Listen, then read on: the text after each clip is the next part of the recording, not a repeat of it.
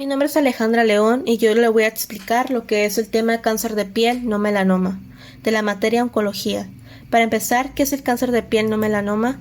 Va a ser todo aquel grupo de neoplasias malignos que se van a originar en la epidermis y la dermis superficial, excluyendo lo que son los melanocitos. De ahí que su nombre sea cáncer de piel no melanoma. Los tipos más comunes van a ser el carcinoma vasocelular y el carcinoma espinocelular. El cáncer de piel es el más frecuente de todos los cánceres del mundo. Vamos a tener que el carcinoma vasocelular va a ser el más frecuente con un 70 al 80%. Luego, seguido de ahí, sigue el carcinoma espinocelular con un 20%. Y por último, el melanoma con un 7.5%. Vamos a empezar con el carcinoma vasocelular, que vendría siendo una neoplasia cutánea originada en las células basales de la epidermis, o sea, la última capa de las 5 de la epidermis, la que está hasta el último de esta y que está arriba de la dermis. En cuanto a la etiopatogenia de este carcinoma, las mutaciones van a jugar un gran papel. Entre ellas está la PTCH1, que va a ser la más frecuente, y la TP53. Otras causas para este carcinoma van a ser la radiación ultravioleta, especialmente la UVB, la exposición solar intermitente, la radiación ionizante, la exposición a sustancias químicas, el tipo de fenotipo de piel del paciente y también lo que es la inmunosupresión. En cuanto a la clínica, tenemos que se va a poder ver lesiones del carcinoma vasocelular con más frecuencia en lo que es la cabeza y el cuello, con un 84 a 90%, seguido de ahí en el tronco con un 7%, en las extremidades superiores podemos verlas un 6%, en las extremidades inferiores un 3%. En la cara podemos observarla que las lesiones van a aparecer con más frecuencia en lo que es la nariz a nivel de la ala nasal. En cuanto a las variantes clínicas del carcinoma vasocelular, la podemos dividir en tres. Vamos a tener el carcinoma vasocelular plano, el carcinoma vasocelular exofítico y las formas especiales. Cualquiera de estas variantes puede presentar ulceración. Vamos a empezar con el carcinoma vasocelular plano, que a su vez se va a dividir en tres. Primero tenemos la superficial, que estas van a ser neoformaciones en placa, que van a ser eritematosas o escamosas, que van a ser poco infiltradas y que van a tener un crecimiento radial, o sea, de centro para afuera, con una alta recurrencia. Luego tenemos las morfeiformes o esclerodermiformes, que se van a asemejar a placas de morfia o una enfermedad. También tenemos planas y esclerosas, que van a ser también blanco-amarillentas y te van a tener una invasión profunda.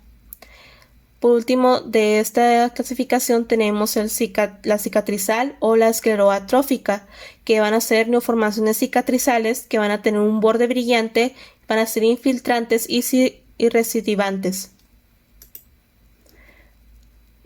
Luego pasamos a lo que son las carcinomas vasocelular exofítico, que vendría siendo el tumoral o el más frecuente que se puede observar en el carcinoma vasocelular.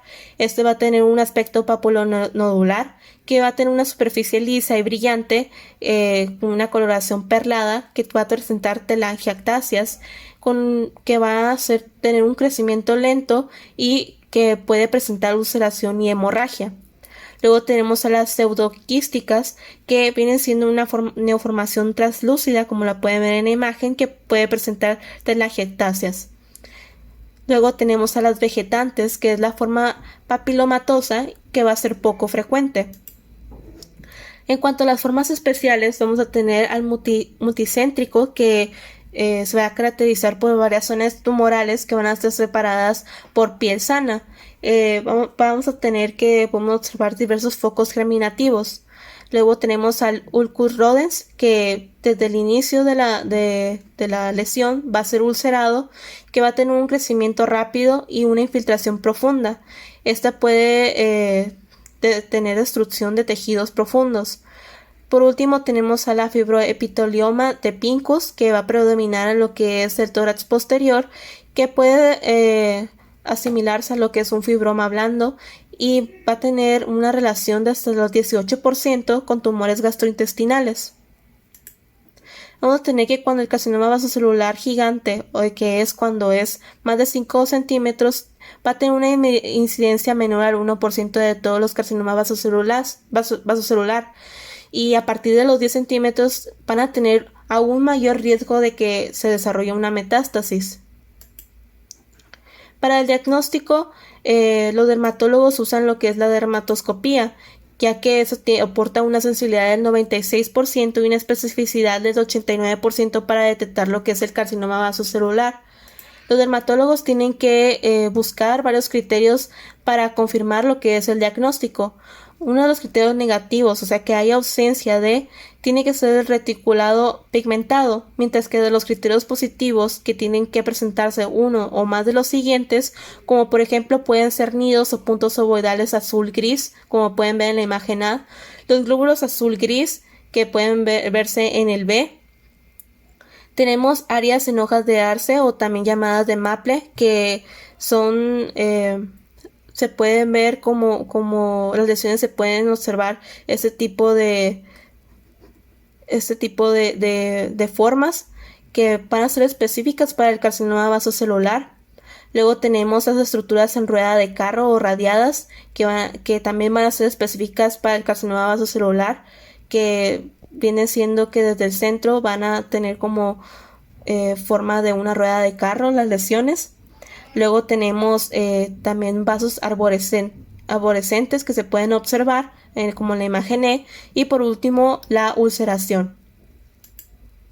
Esta imagen básicamente es como una representación de lo que acabo de explicar, de una forma más fácil de entender, de lo que se tiene que el dermatólogo buscar dentro de una dermatoscopía.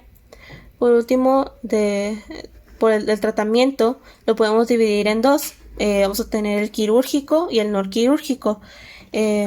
Esto pues ya va a depender de la lesión y pues de lo que recomiende el dermatólogo, pero en sí casi siempre se va a hacer lo que es la cirugía convencional o una cirugía con un estudio histopatológico transoperatorio o posoperatorio, que básicamente es que en medio de la operación se va a hacer un estudio histopatológico para observar que no queden pues presencia de carcinoma mientras que que haya una resección de la lesión. También tenemos a la cirugía micrográfica de Mohs, que estos por lo general dejan una resección de la lesión con un margen de seguridad del 4 milímetros a 1 centímetro. Cuando no se hace el procedimiento quirúrgico, está lo no quirúrgico, que vienen siendo tratamientos tópicos como el 5-fluoracilo, el imiquimod. También se puede hacer la criocirugía, el curataje, la electrocoagulación o terapia fotodinámica, o también se puede recetar inhibidores de la vía de Hedgehog.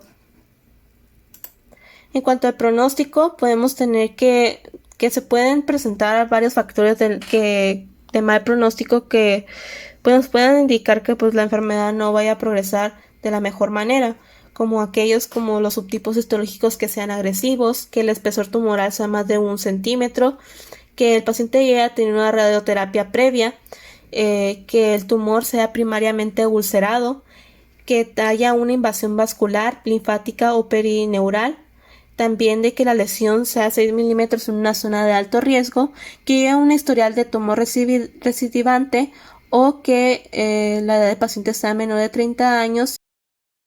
El carcinoma espinocelular, vamos a tener que es una neoplasia cutánea maligna que va a derivar de los queratonocitos suprabasales, o sea, aquellos que están arriba de las células basales. Estos van a presentar un crecimiento muy variable. 95% de curación si es detectado y tratado de manera adecuada, así que es muy importante la detección a tiempo.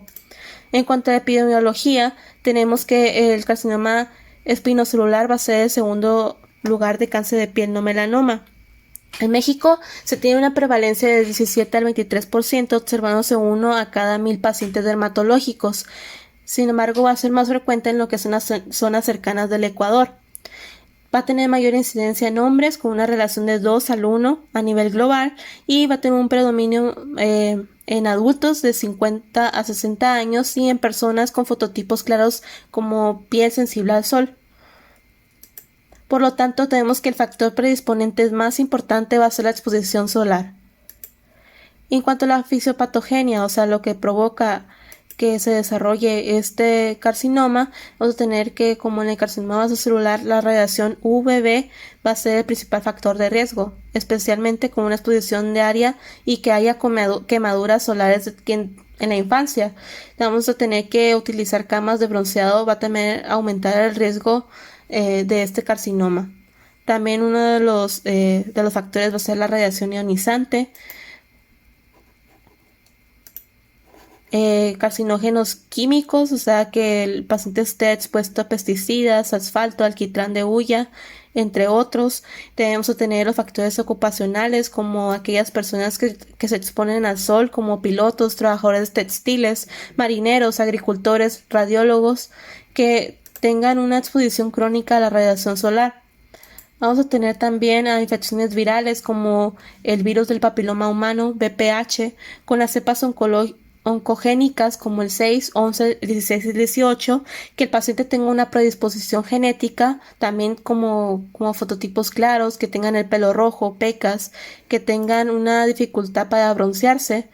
Entre las alteraciones genéticas vamos a tener anomalías en la función del p53 y el RAS, y también tenemos una expresión alterada del receptor de crecimiento epidérmico. Y por último, también la inmunosupresión juega un papel muy importante. En cuanto a la clínica, se va a presentar el carcinoma espinocelular mayormente en lo que es cara con un 68.9%, seguido del labio inferior, mejillas y pabellones con un 23.8%. Tenemos que en las extremidades se va a presentar el 20 a 37%, seguida por el tronco con un 9% y por último con la piel cabelluda con un 5%. Se va a observar una mayor frecuencia en aquellas zonas que tengan una mayor exposición solar. La clasificación o cómo podemos encontrar las lesiones de este carcinoma va a ser la superficial, el ulceroso, el nodular queratocínico o el vegetante o verrugoso. En el primero, que es el superficial, vamos a tener que estas lesiones van a evolucionar lentamente y permanecen limitadas a lo que es la epidermis. En el caso específico de la piel del pene, se va a conocer a esta como una eritroplasia de Kerath. En la clasificación, o sea, ulceroso, podemos observar que esta es una forma característica y va a iniciar con una ulceración que no va a cicatrizar y va a tender a crecer progresivamente de tamaño. Se pueden observar en la superficie escamas que pueden sagrar espontáneamente. Luego tenemos al nodular queratóxico, que se va a presentar como una lesión exofítica con queratina en la superficie y que va a ser frecuente que se muestra una úlcera central, como lo pueden ver en las imágenes. Luego, por último, tenemos al vegetante o verrugoso, que se va a desarrollar sobre una dermatosis crónicamente inflamadas y pueden dividirse en lo que son las úlceras de Marjolin, que es sobre una úlcera, una cicatriz antigua, la papilomatosis oral florida, que aparece en la mucosa oral, el condiloma acumulado de Buschke-Lowenstein, que va a ser observado en áreas genitales, y el epitelioma cuniculatum, que está en la planta del pie. Luego tenemos para el diagnóstico la dermatoscopía, que va a ser muy útil para lo que es el diagnóstico del carcinoma epidermoide de piel o espinocelular, que podemos ver que el carcinoma espinocelular in situ podemos buscar vasos puntiformes o glomerulares junto con escamas, mientras que en el carcinoma espinocelular invasor se pueden observar lo que son vasos en horquilla y vasos lineales irregulares. También se van a notar aperturas foliculares con doble halo, áreas blancas desestructuradas y costras de queratina. Por último, tenemos el tratamiento, que el objetivo principal es la curación del tumor y la preservación de la función estética. Se tienen que considerar varias cosas como el tamaño de la lesión, donde esté ubicado.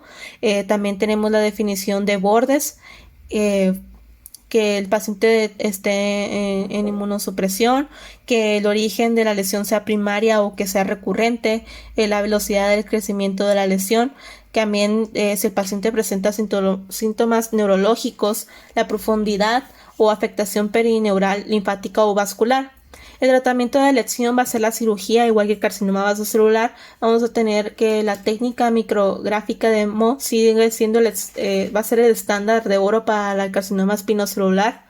Y como ya lo expliqué antes, va a ser una resección de la lesión que va a tener un margen de seguridad de 4 milímetros a 1 centímetro.